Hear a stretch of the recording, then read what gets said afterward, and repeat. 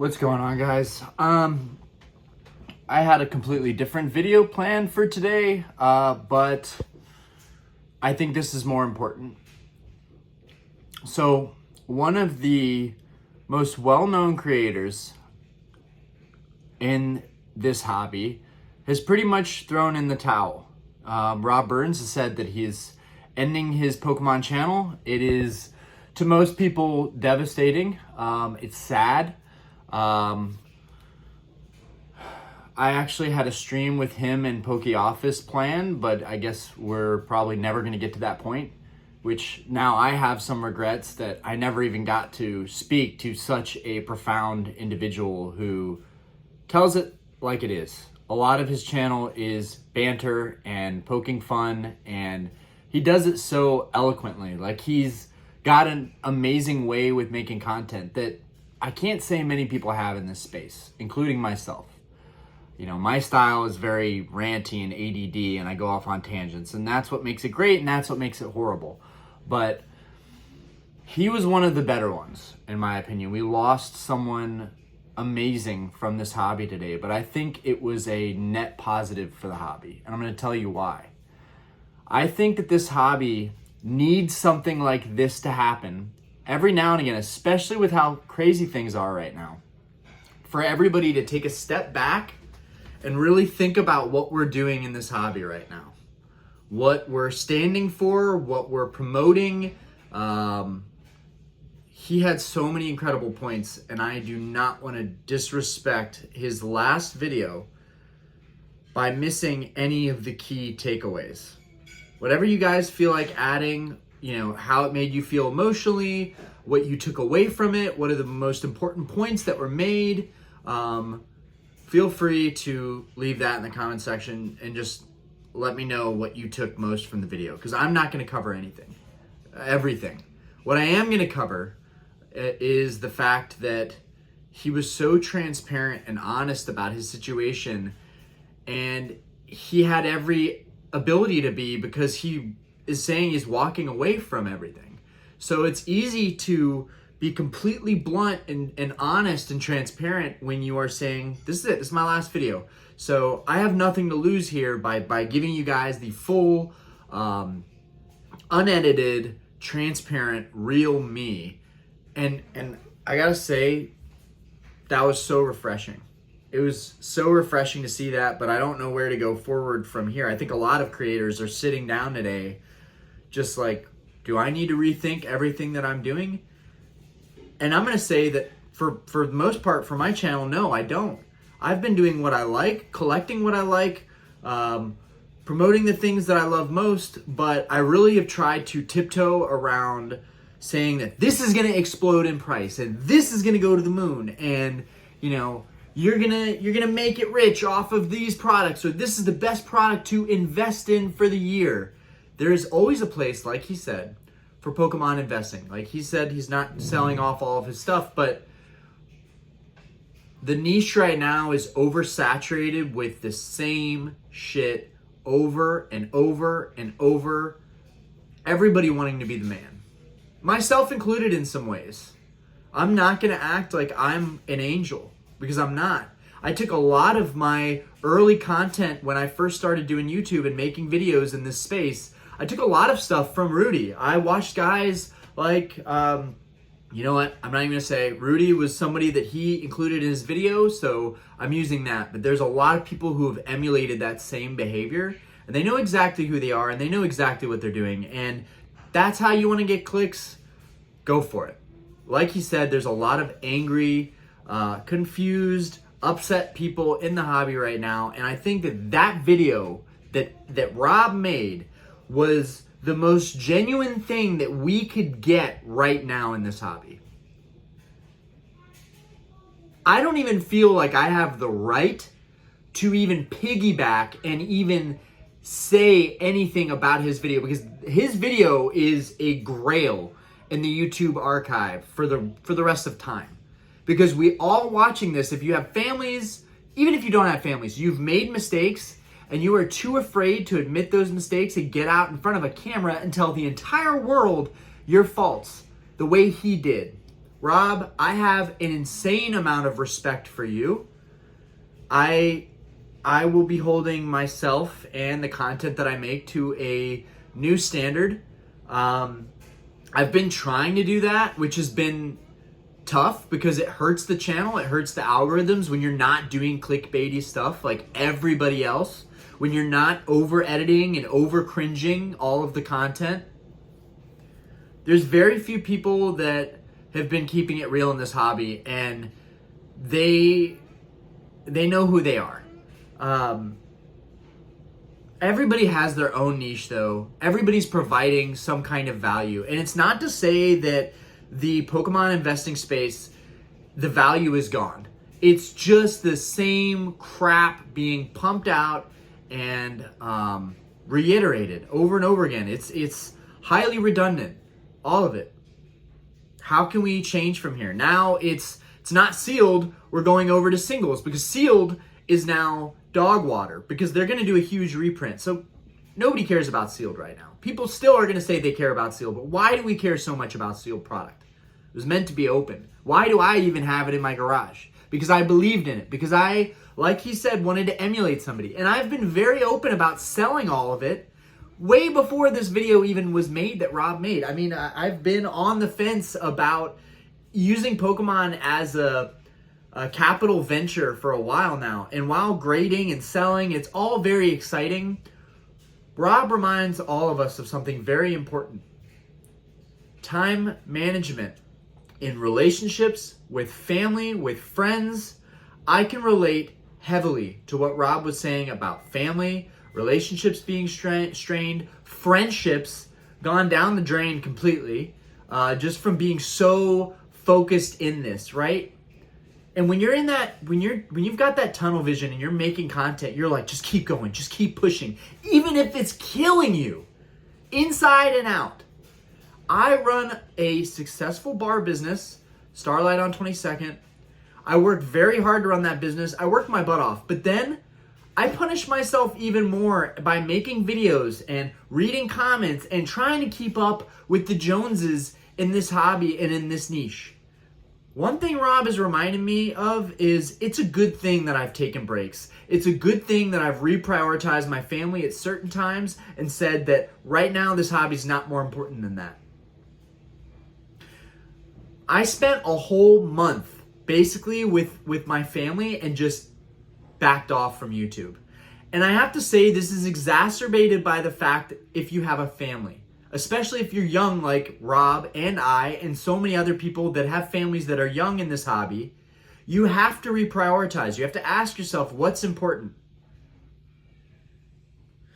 Now, on some other stuff that happened, drinking, being on streams, it has become a little bit more normalized and a little bit desensitized that drinking is fine to do on stream. Are we misrepresenting the hobby by doing that, by kind of partying on camera? Is that just a part of having a good time and sometimes things go wrong? Or do we have to take a bigger step back now and really, I was so pressed to make this. I'm still wearing my Pokemon pajamas. I don't know. I think that Rob's video was a huge red flag and the alarm is going off in this hobby right now. For me, I know where my loyalties lie in this hobby. I know how I started collecting and I was pretty much manipulated up to this point. Very easily gullible, I'll admit, in a lot of ways. When I first started collecting Pokemon cards, and everybody that watches my channel knows this is my thing, right? Theme decks. I collect theme decks. I started back into this hobby collecting these decks.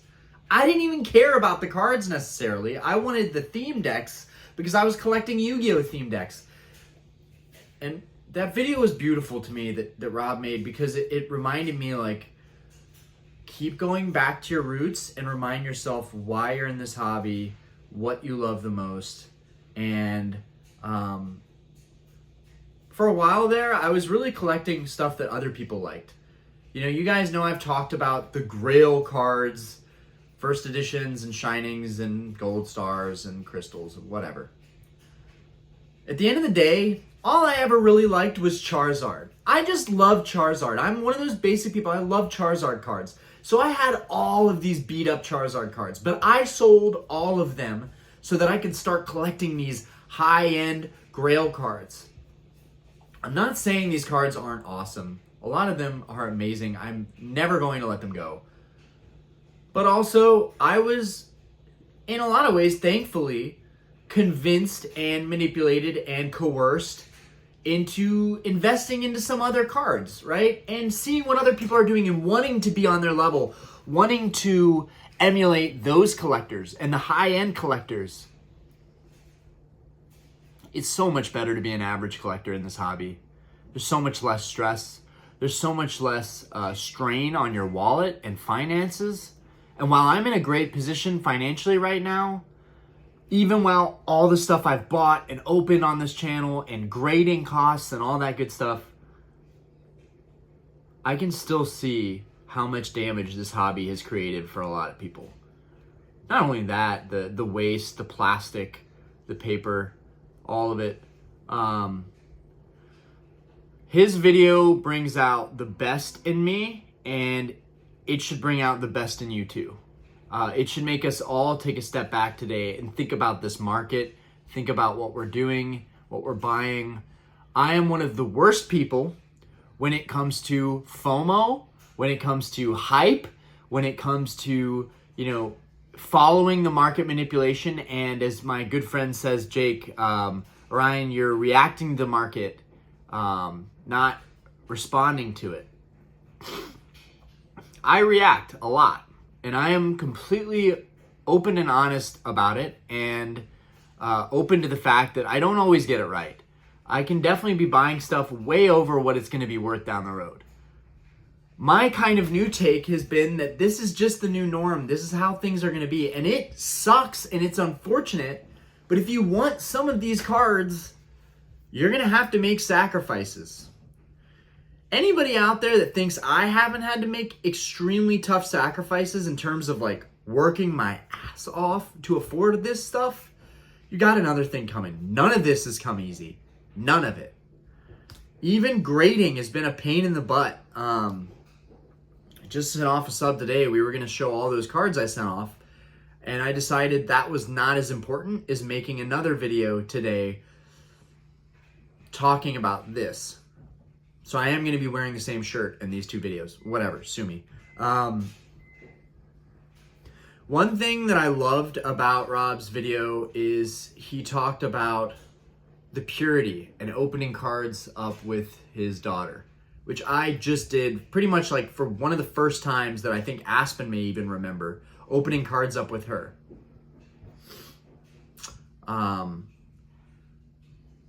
And I can attest to and relate to that sense of, I just like this card because I like this card. We have gotten so far from that at this point in this hobby. Everything is about money. Everything is about value. I am no saint when it comes to that. I am no saint when it comes to that. When I see a high dollar modern card, it piques my interest. I think a lot of people operate this way. It piques their interest. It also turns me off. It's like a double-edged sword in a sense. It's amazing to see, and it's horrific to see at the same time, because it means that if I don't get this now, I may never be able to afford buying this card. Honestly, that is the way that my brain thinks about a lot of this stuff. And I don't know if you guys relate to that or disagree with it. That's fine if you do. This video was basically my reaction, because I haven't even had time to think and respond about what Rob said in his video. I am reacting to it, and I want to make a video when it's fresh in my head, because I think that his video is more important than anything else going on in the hobby right now. If you have not, and you're watching this video right now with no context, just stop this video, go watch Rob Burns' last video. I hope it's not his last video. So many people have done clickbaity weird things where they're like, I'm done with Pokemon. This is not a joke.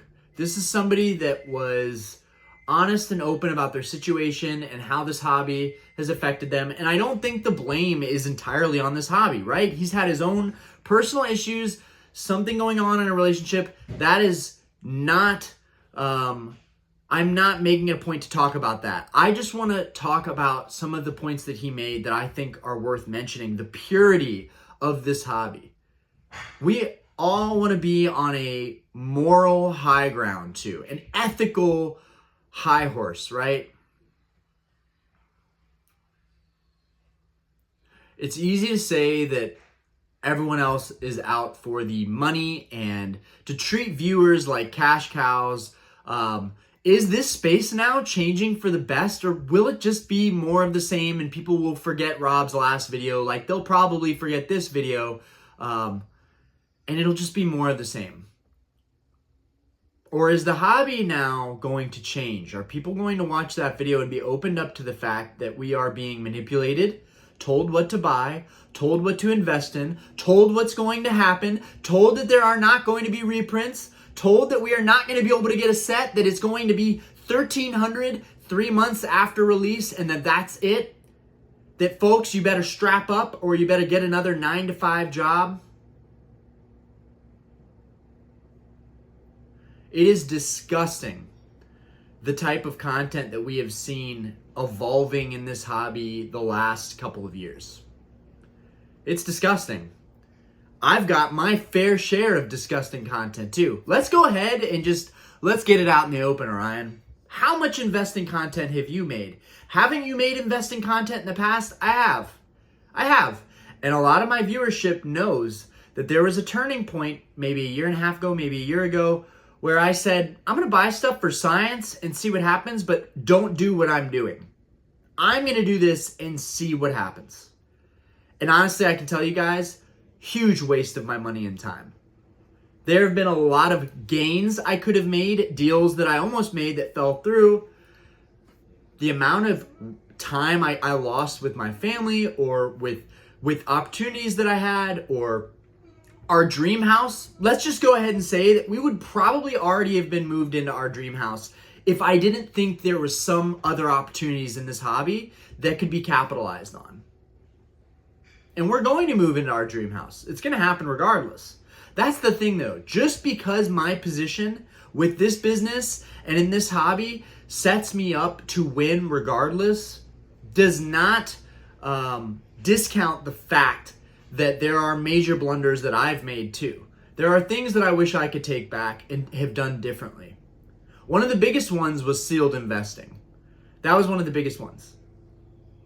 Am I always going to be tempted to buy into a set that I think is good at a good price point? Yes, because that means that I can also open up that set and have fun with it. Our streams, we do streams every single Wednesday night. I have been extremely consistent on that. I might not always do them at the same time. I might not even post that I'm doing it. I might not even put a message into our Discord that says that we're doing a stream, but I try to always do them. Those streams have become one of the best parts about this channel because it allows me to be real and connect with you guys on a level where I can put the act off. And that's something that I want to do more with this channel. Most days I wake up like this. I'm wearing PJs, my hair is ridiculous, and usually I have my chains out, but they're tucked. Most days I wake up like this. I am an average looking dude, right? I try and riz myself up and get myself ready for YouTube, and I want to be the iconic Pokemon YouTuber for you guys. I want to be someone that people respect and idolize and want to have fun with and do streams with and enjoy watching and are entertained by. And I'm sorry if I've failed you guys in any way in this rat race to get that accomplished. From here, I would like to be more transparent myself and try and hold myself far more accountable than I have been with things that I say, and be a little bit more careful about things that I promote. Even the last video that I did, talking about reprints and my latest pickups. Should I even be showing stuff that I recently picked up? Or if I'm showing it to you guys, I try to be honest and say that I'm ashamed of these pickups. I think that I paid too much in this market for these cards. But I want to share stuff with you guys because that's the whole reason I made this channel. God, my shoulder is dislocated like crap from shaking cocktails. And that's the other thing. I don't need it. I don't need the channel. I don't need the hobby. I have a great life. I have a beautiful family. I have everything anybody could ever want. I really do. Why I put so much emphasis on this hobby and time into it and stress myself and anxiety and lose sleep over it, I don't know. Every one of us has this innate instinct and responsibility to ourselves to make something out of this life. Is Pokemon, is being a YouTuber, is making content talking about my collection or pickups or cards or whatever, grading, is that one of my purposes? I'm not sure. The way Rob talked about, I just want to make people smile and laugh. That's an amazing thing. And that's something that I also talked about doing this year, is just being more whimsical and more relaxed and more open to blunders and saying the wrong thing and sounding like an idiot, or even sounding funny because I sound like an idiot. That's something that I wanted to tap into more this year, that being genuine. So much of the vendor content now is about making quick sales and flips, and people are romanticizing this culture of making money in the hobby. I do it best too, right? Let's try and be as transparent, honest here as possible, because if I'm going to make this video, that's what it's going to take for it to come out the way it's supposed to come out. Too much emphasis is put out on making money. Every day I post on my story, every other day lately, because the market's been crazy, I sell something like every other day, and I post on my story. My posts aren't even sometimes it's stuff I'm doing with my family or other stuff I'm interested in, but 9 out of 10 times it's, I made these sales, I sold these cards, I made money doing this. I want to be validated. We all are searching for so much validation in this hobby. It's really very psychological. When you look deeply into this hobby, collecting since the dawn of time has always been a very psychological thing. Speaking of my responsibilities as a father, I'm trying to end this video. I'm always ranting, but that video that Rob made touched my heart and has touched the hearts of collectors everywhere. And we see you and we feel your pain and we relate to the things that you're saying, and even the relationship, family stuff, all of it. I have been so honest and transparent about how difficult this is when you have a family, right? It's that one comment. No one wants to hear your dogs barking in the background. Nobody wants to hear a baby crying. It's those comments that just drive me insane, because we're living in the real world where if you have a family, stuff is going on in the background. That's just how it goes.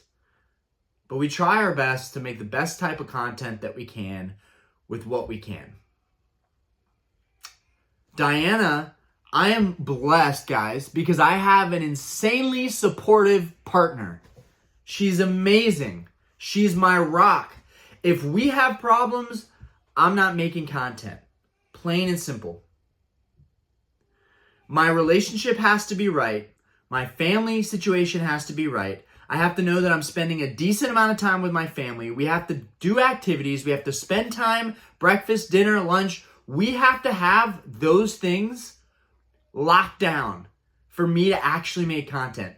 I can't speak for the other content creators, ones that don't have kids, the ones that have families, girlfriends.